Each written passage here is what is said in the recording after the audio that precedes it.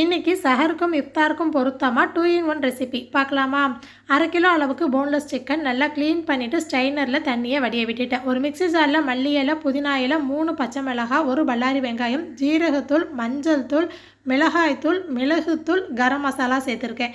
1 teaspoon இஞ்சி பூண்டு paste, 1 teaspoon உப்புத்தூள் சேர்த்துட்டு மிக்சியில் அரைச்சிட்டு வந்துடலாம். இந்த மாதிரி கோர்ஸாக அரைஞ்சதுக்கப்புறம் க்ளீன் பண்ணி வச்சுருந்த போன்லெஸ் சிக்கன் தண்ணி இல்லாமல் சேர்த்துட்டு அதையுமே அரைச்சிடலாம். அரைச்ச இந்த சிக்கன் மசாலாவை 2 சரி பாதியாக பிரித்து எடுத்திருக்கேன்.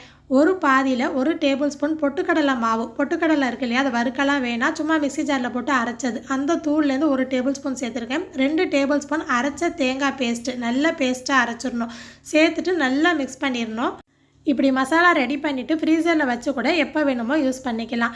இந்த மாதிரி சின்ன சின்ன உருண்டையாக எடுத்துகிட்டு நீங்கள் எந்த மாதிரி ஆணம் காய்ச்சுவீங்களோ, புளியானோ, கறியானோ, வெங்காயம் தக்காளிலாம் போட்டு தாளிப்போம் இல்லையா, ஸோ அந்த மெத்தடில் தாளிக்கலாம். இன்றைக்கி நான் புளியான மாதிரி தாளிச்சிருக்கேன். கத்திரிக்காயெலாம் சேர்த்துருக்கேன். இது கூட முருங்கைக்காய் சேர்த்தாலும் நல்லாயிருக்கும். ஆனால் ஆணை வைக்கும் போது கொஞ்சம் தண்ணி போல் வைக்கணும். குப்புத்தா உருட்டி போட்டோம் அப்படின்னா ஆணத்தை இழுத்துரும். நான் கறியான மாதிரி புளியான மாதிரி 2 மெத்தட்லேயும் செய்வேன். குப்புத்தா ஆணம், கோஃப்தா கறி, கோலா உருண்டை குழம்புன்னு சொல்லுவோம் இல்லையா, குப்புத்தா சேர்த்து 15 நிமிஷம் கொதிச்சா ஆணம் ரெடி. சின்ன சின்ன உருண்டையாக உருட்டி கொஞ்சம் வறுத்தம் வச்சுட்டேன். பிள்ளைங்களுக்கு பிடிக்கும்.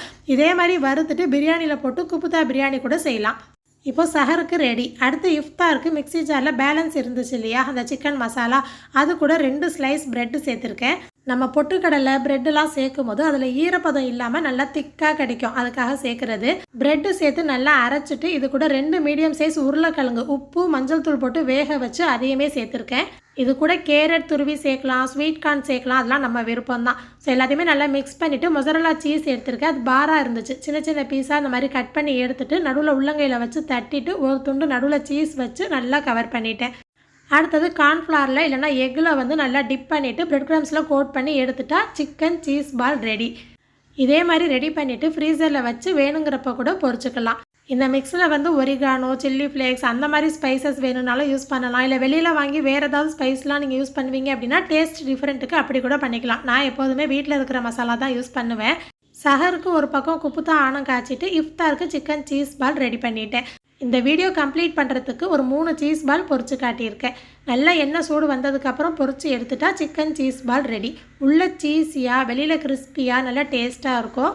இந்த மாதிரி உருட்டி போட்டோம் அப்படின்னா அது சீஸ் பால். அதுவே தட்டையாக ஸ்கொயர் ஷேப்பில் போட்டோம்னா நக்கெட்ஸ். நடுவில் ஒரு ஓட்டை போட்டு வடை மாதிரி சுட்டா டோனட். டிஃப்ரெண்ட்டாக இருக்கணும்னா ஸ்பைசஸ் வேணும்னா மாற்றி மாற்றி யூஸ் பண்ணிக்கலாம். கிட்டத்தட்ட எல்லாமே ஒரே ரெசிபி மாதிரி தான். ட்ரை பண்ணி பாருங்கள். இதே மாதிரி இன்னொரு ஷார்ட்ஸில் நம்ம பார்க்கலாமா?